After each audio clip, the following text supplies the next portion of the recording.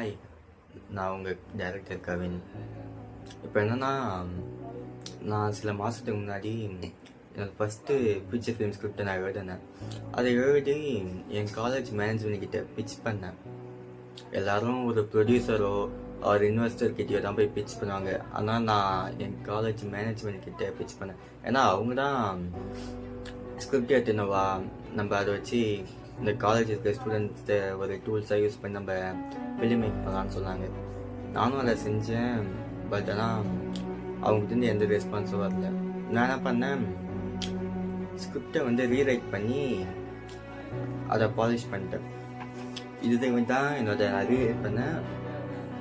இது நான் ரீரைட் பண்ண புது ஸ்கிரிப்ட், ஓகேவா?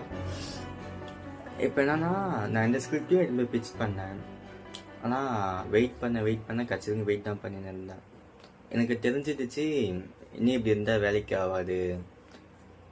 என் ஸ்கிரிப்டை என் படத்தை நான் தான் பண்ணணும்னு எனக்கு புரிஞ்சிடுச்சு. இப்போது நான் முடிவு பண்ணிட்டேன், நான் என்னோடய ஃபஸ்ட்டு ஃபிலிமை நான் தான் பண்ண போகிறேன்.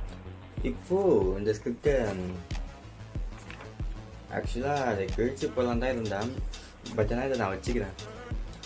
இப்போ நான் ஒரு புது ஸ்கிரிப்டை எழுத போகிறேன். நான் அந்த ஸ்கிரிப்டை ரைட் பண்ணுற ப்ராக்ரஸில் எல்லாத்தையுமே நான் வீடியோவாக போடுவேன்.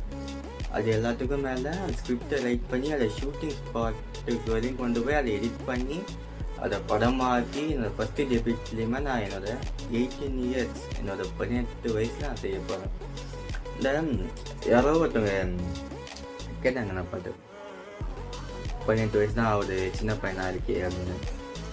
அவங்களுக்குலாம் நான் ஒன்று சொல்கிறேன், இந்த 18 வயசு பையனால் என்ன பண்ண முடியும் இதை நான் காட்டுறேன். நான் என்னால் என்ன பண்ண முடியும், நான் யாருன்றத நான் கூடிய சீக்கிரம் நான் காமிக்கிறேன். அதை என் ஃபிலிம் மூலமாக நான் காமிக்கிறேன்.